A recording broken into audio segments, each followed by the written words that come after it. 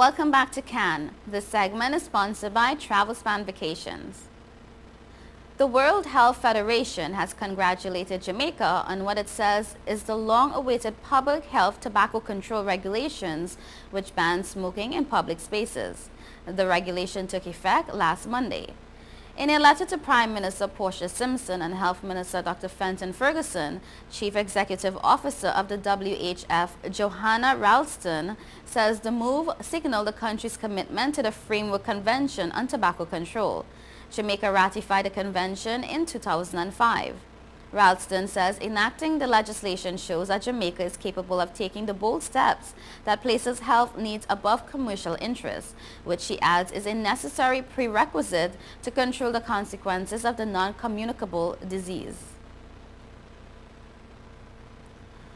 24 Jamaicans who graduated from the nursing program in Cuba in 2012 are crying foul and pointing fingers at the Nursing Council of Jamaica, the local accreditation agency. According to the nurses, while Cuban nurses who arrive in Jamaica are immediately placed in local hospitals, the council has refused to accredit them and instead instructed that they do a 6-month internship in a local health facility. The nurses say the council has ruled that on completion of the internship, they sit and pass the regional exams, which are administered to all final year nursing students trained in Jamaica. And I quote, "The council said we would have to do a 6-month internship at local hospitals, although the first group of 6 nurses who returned in 2010 did not have to do the internship. We started our internship in January this year, and we were told that it would finish on July 5th. We are still on internship, although it's a week and a half after the deadline," claimed the nurse who asked that her name be withheld. She said members of the group completed 6 years of training in Cuba, which has also trained scores of doctors who are currently in active practice. But coming back to Jamaica has been a nightmare. Recruits for the Cuban nursing program responded to newspaper advertisements encouraging them to apply. They say representatives of the Cuban embassy in Jamaica, the Ministries of Health, Education, Foreign Affairs, and officials from Jamaica Trade and Invest met with them before they departed. The Jamaican government provided a stipend of $1,000 per year to students who provided 3 guarantors with a promise to return home after being trained. Liat on Saturday explained that its daytime flights between Guyana and Barbados are continuing as normal, while the 2 nighttime flights that have been cancelled will resume on August 1st. Liat spokesman Desmond Brown told reporters that flight LI-521 is scheduled to depart Barbados at 12:30 p.m. and arrive in Guyana at 2:30 p.m. Then flight LI-512 leaves Guyana at 3 p.m. and arrives at 5 p.m. These 2 daytime flights will land and depart from the Ogle International Airport. The nighttime flights that have been cancelled will be reinstated on August 1st to and from the Chady Jagan International Airport. They are LI-773, which leaves Barbados at 8 p.m. and arrives in Guyana at 10 p.m. and the LI-774 leaves Guyana at 5 a.m. and arrives at 7 a.m. Passengers booked to travel on these services are asked to call their local Liat office or the Liat call center from Antigua, 268-480-5582.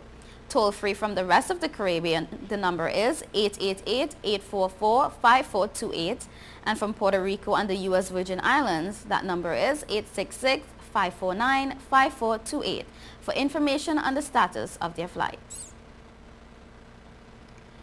In Cuba, the Jamaican medical system will be boosted by the injection of 68 newly trained medical doctors within weeks.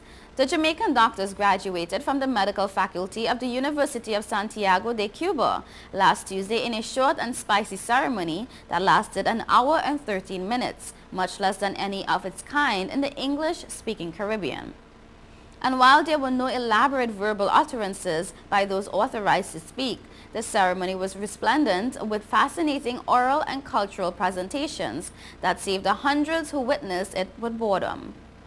The Jamaicans started their course of study in November 2006 with 70 students under the Cuban Education Assistance Program, but to return to the island by year-end for personal reasons. Of the 68 graduates in an overall field of 717, including 373 Cubans, almost half the number of Jamaicans walked away with first-class honors.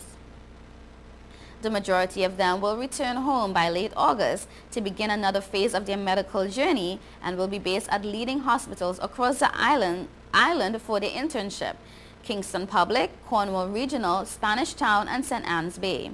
Dr. Matthew Lloyd O'Connor, 26, emerged the most outstanding foreign student from a group of 344. The Lilliput St. James resident, who attended Cornwall College, spoke on behalf of the foreign students, hailing the Cuban medical and education systems and expressing gratitude for the hospitality and kindness of the Cuban people. You are watching Caribbean Affiliate News. Stay tuned.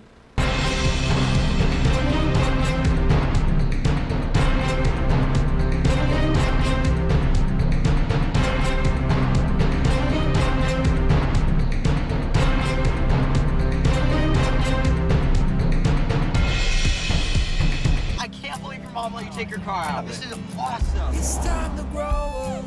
You're crazy. Little while Go faster. Stop. It'll all be alright. I raised my son to be careful, Hey, sweetie. Hey, Mom. but just to be safe, So don't you worry. I got a Subaru. Love. It's what makes a Subaru a Subaru. Coleman Subaru, 1710 North Alden Avenue, Ewing, New Jersey, or colemansubaru.com.